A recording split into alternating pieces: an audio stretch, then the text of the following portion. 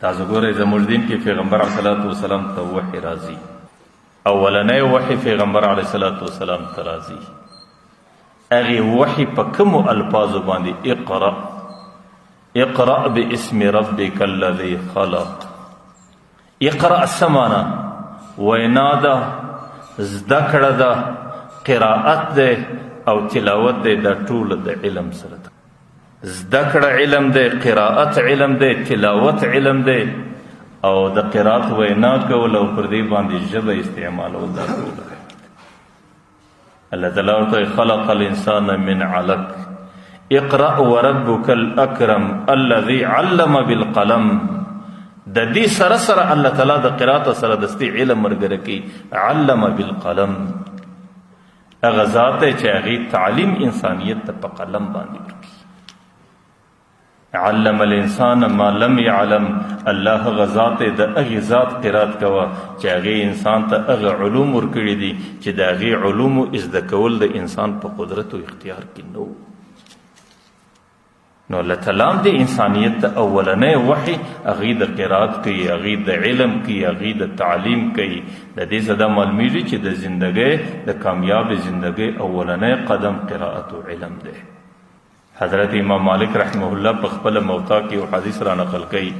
هغې وایي العلم نور، علم یو نور دی، یو رڼا ده. تاسو ګورئ کوم ځای کې چې تیاره راسي، د تیارې دفاع انسان په څه باندې کولی شي؟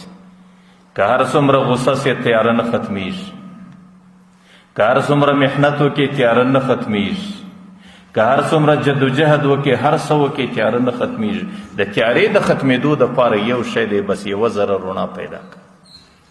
او چې رڼا دې پیدا کړه تیاره د هغه ځای څه په خپله ختمیږي او هغه تیاره په رڼا باندې بدلیږي. د هغه رقم چې په کومه معاشره کې جهالت رالی، په کومه معاشره کې ناپوهي راله، دا یو قسم تیاره ده او دا په زور باندې نه ختمیږي. دا د حکومت په تدبیر باندې نه ختمیږي. دا د عسکرو په زور باندې نه ختمیږي. دا د اسلحې په استعمال باندې نه ختمیږي. دا په یو شي نه ختمیږي. د هغې بنیاد دا دی هغې موقع باندې لږ علم پیدا کړه. ځکه جهالت دا تیاریکه ده او د تیاریکې علاج دا په رڼا باندې کیږي او علم ورله رڼا ده. چې کومه معاشره کې علم رالی، رڼا راله، د هغې معاشرې څه جهالت او تیاریکه په خپله باندې ختم.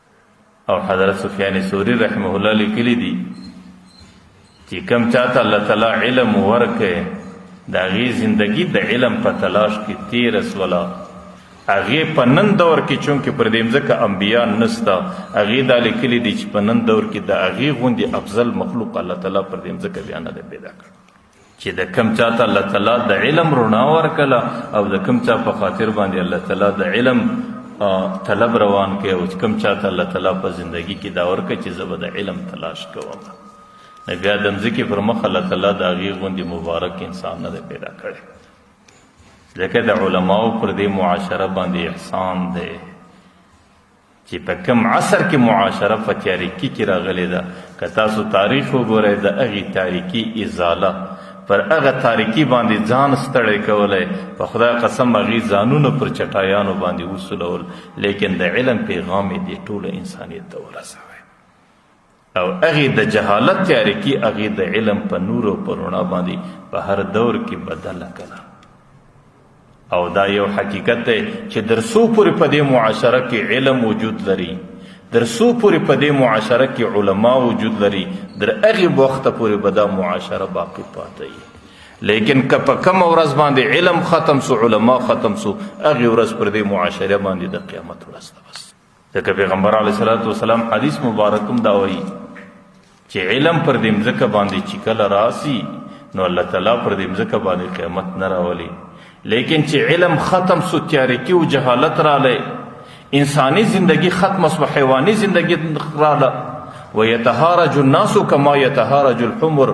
او انسانانو په لارو کې داسې اعمال شروع کو، یو د بل د لارې په څنګ کې یو پر بل باندې زنا سره کوي لکه حیوانان چې پر لغورځي. د انسانی زندگی دې ته راله نو فعلیه قد قامت القیامه، بس پر دې وخت قیامت راغلی.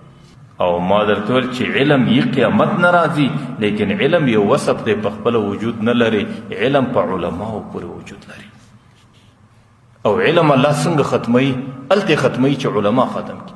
ان الله لا يقبض العلم انتزاعا، الله تعالی دا علم د انسانیت څخه دغسې نه کاږي، ولكن يقبضه بقبض العلماء، الله تعالی به علما ختموي او په نوي نسل کې به د علم د زده کړې جذبه نه وي، او چې کله هغه جذبه ختمه سوله علم به ختمیږي، او چې علم او علما ختم سو نو پر دې معاشره باندې فقط قامت القیامه، الله به دستې قیامت شو.